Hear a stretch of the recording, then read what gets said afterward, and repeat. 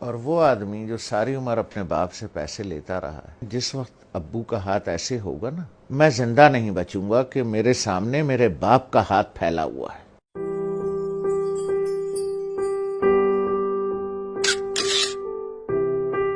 ایک دن میں بیٹھا ہوا تھا، اسلام آباد سے گیا تھا کراچی، نوکری میں تھا، تو ہم امی کے کمرے میں بیٹھے تھے، وہ اپنے سامنے بیٹھی ہوئی تھیں، تو میری ایک ہی بہن پاکستان میں ہے، اس کے تینوں بچے بھی آئے ہوئے تھے، وہ بھی آئی ہوئی تھی، تو ادھر صوفہ رکھا تھا تو اس پہ میں بیٹھا تھا، 2 لوگوں کا صوفہ تھا ہے وہ، تو والد صاحب برابر میں بیٹھے تھے، تو سب لوگ باتیں کر رہے تھے، تو میں نے کچھ 2-4 پیسے نکال کر کے والد صاحب کو ویسے ہی پیش کر دیے۔ تو میں نے عین اس موقع پر یہ کیا کہ جب میں سمجھا کہ کوئی نہیں دیکھ رہا ہے، ٹھیک ہے، سب اپنے اپنے گپ میں لگے ہوئے ہیں، کوئی نہیں دیکھ رہا ہے، تو میں نے اس موقع سے فائدہ اٹھا کے جلدی سے چھپا کے ابو کو، مجھے نہیں پتا تھا کہ امی دیکھ رہی، تو انہوں نے بڑے زور سے کہا دوبارہ دو، جیسے وہ ذرا سختی سے بات کرتی ہیں، تو مجھے یہ تو پتا چل گیا کہ انہوں نے دیکھ لیا، تو میں سوچ رہا ہوں کہ یہ کیوں کہہ رہی ہیں دوبارہ دو۔ ان کا نواسا ساتھ بیٹھا تھا، حمزہ، جو ماشاءاللہ 6.25 فٹ کا ہے، اس وقت 6.25 فٹ کا تھا، تو مجھے تو انہوں نے بہت سختی سے کہا دوبارہ دو، اور اپنے نواسے سے کہا حمزہ دیکھو ماموں نانا کو کیسے پیسے دے رہے ہیں۔ تو میں نے جیب سے جو بھی پیسے نکالے یہاں رکھ کے والد صاحب کو ایسے یوں کر کے چھپا کے پیش کر دیے،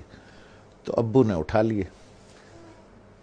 تو دوبارہ جب امی نے کہا کہ دوبارہ دو، حمزہ دیکھو ماموں کیسے پیسے دے رہے ہیں نانا کو، تو میں نے دوبارہ دے دیے، تو والدہ نے کہا کہ اب اسے بتاؤ کہ تم نے ایسے کیوں دیے۔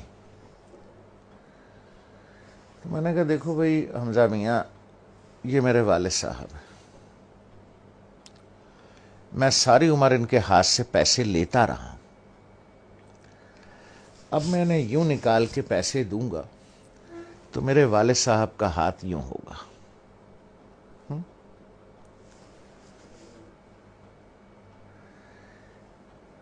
اور وہ آدمی جو ساری عمر اپنے باپ سے پیسے لیتا رہا ہے،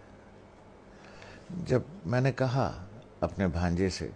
میں نے کہا حمزہ میاں جس وقت ابو کا ہاتھ ایسے ہوگا نا تو میں تو مر جاؤں گا، مجھے ہارٹ اٹیک ہو جائے گا، میں زندہ نہیں بچوں گا کہ میرے سامنے میرے باپ کا ہاتھ پھیلا ہوا ہے، اس لیے بیٹا میں ایسے دیتا ہوں یہاں رکھ کے کہ والد صاحب یہاں سے اٹھا لیں، انہیں میرے سامنے ہاتھ نہ پھیلانا پڑے،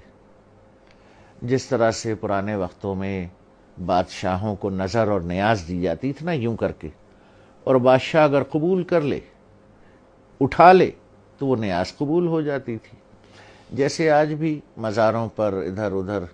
پیروں کو ایسے کر کے نظر دی جاتی ہے، پیر صاحب ہاتھ لگا دیتے ہیں یا کبھی کبھی اٹھا بھی لیتے ہیں،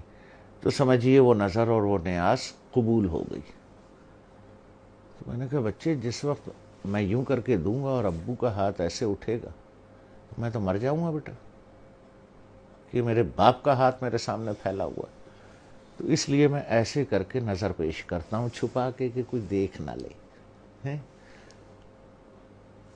کہ باپ ہاتھ پھیلا رہا ہے، نہیں نہیں نہیں نہیں، باپ نظر قبول کر رہا ہے، اس نے ہاتھ لگا دیا تو قبول ہو گیا۔ اب وہ حدیث مبارک کا مفہوم ذہن میں لائیں، جب سرکار رحمت اللہ عالمین صلی اللہ علیہ وسلم نے بیٹے کا گریبان پکڑ کے کہا کہ تو اور تیرے پاس جو کچھ ہے تیرے باپ کا ہے، لوگ بھاگتے ہیں، میں آخری بات کروں، لوگ بھاگتے ہیں وہ فلانے پیر صاحب سے دعا کرا لیں، ہیں جی، وہ فلانے مزار پہ دعا کر لیں، وہ پیر صاحب کا جھوٹا پانی پی لیں،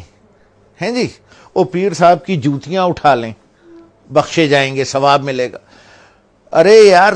2 عدد پیر تمہارے گھر میں بیٹھے ہیں،